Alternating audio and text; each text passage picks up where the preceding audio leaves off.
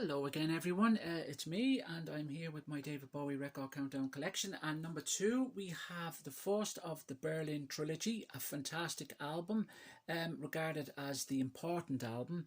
This is David Bowie and Low. This was released in January of 1977. It was recorded in France and of course in Berlin, being the first of the trilogy of course.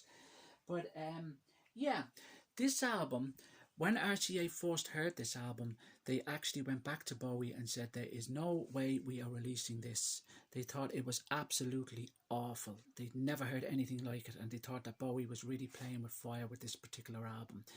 But Bowie, being as stubborn as he is, says no, absolutely no way. And they actually offered him a large sum of money to go back and do an album like Young Americans or Station to Station, but Bowie generally refused.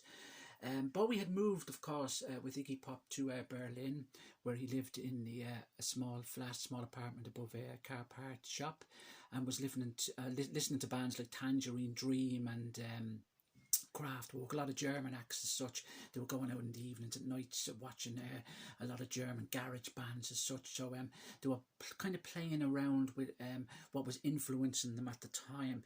And Bowie really had to get away from the kind of drug scene that he was experiencing during his Thin White Duke tour, of course, because he felt like if he didn't get his act together, he was going to be a goner, because he really was waking up in the gutter most mornings, and it wasn't really the direction he wanted to take anymore, especially it kind of got it into his head. He has a son to think of, and a lot of personal issues were playing around on his mind, of course.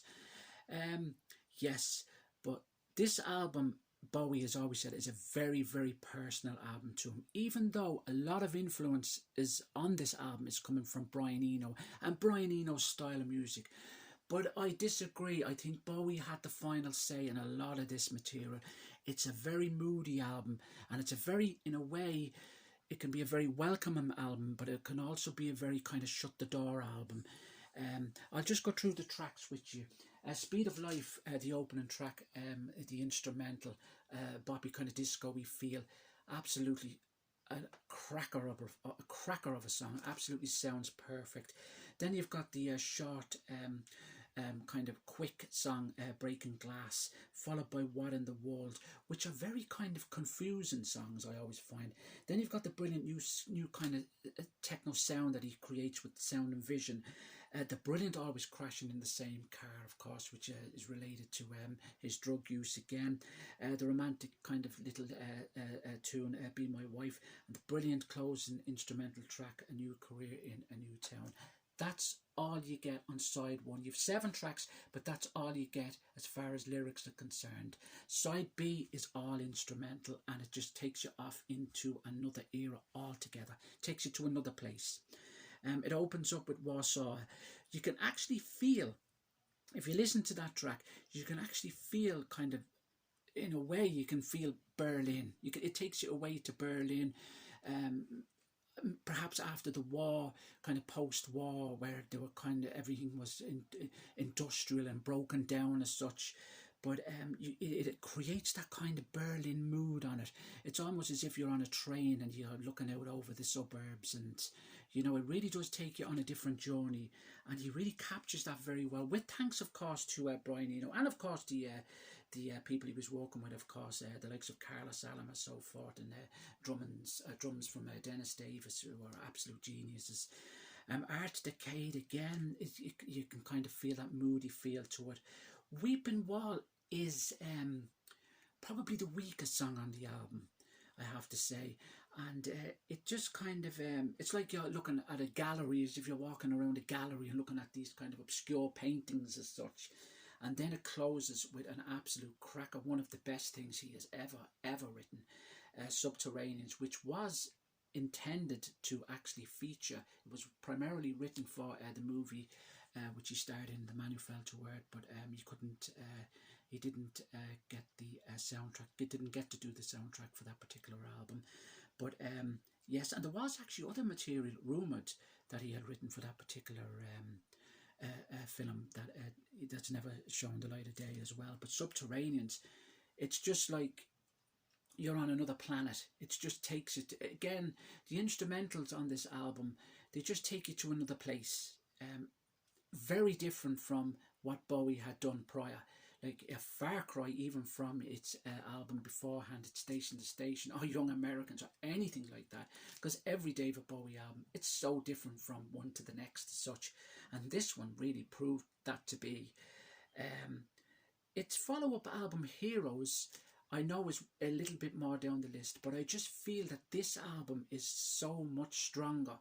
It's more personal. It's more kind of it's Bowie really getting a message across, I find, with this album, because low, even in its name, he's speaking, I'm low, I'm down, I'm in the gutter, I need to get out, this is how I'm feeling, this is it, and I'm expressing this through my music.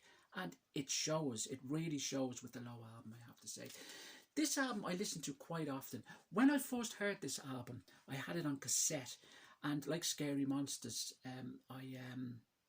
I bought it, and it was one of the first albums I listened to. And the thing about this, when I first listened to it, I didn't like the second side. I used to always play the first side. I always loved the first side. It was very, I found it very,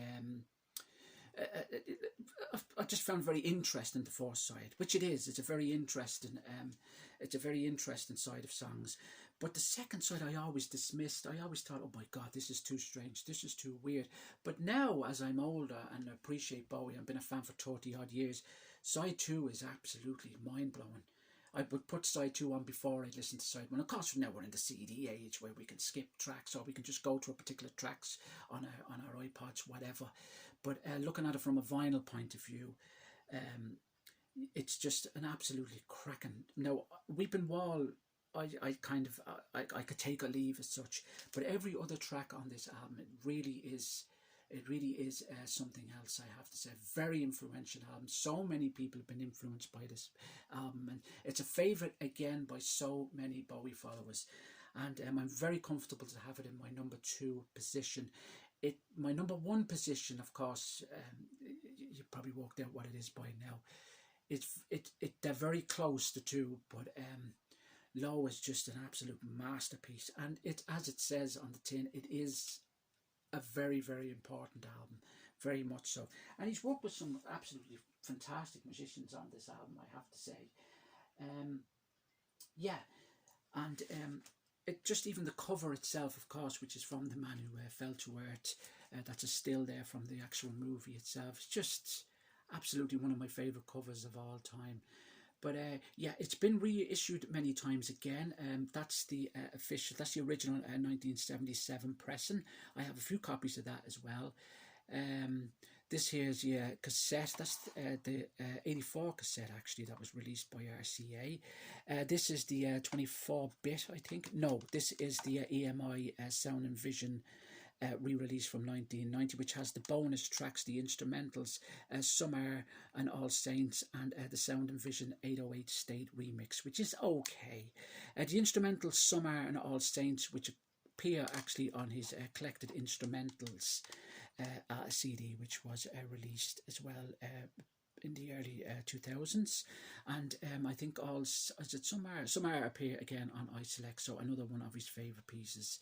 And that's also on a Philip Glass, I think, when he worked with Philip Glass on the Low Symphony and the Hero Symphony as well. That appears on those albums as well. So, so Low, an absolutely brilliant album. It was released again in the box set for A New Career in a New Town. And,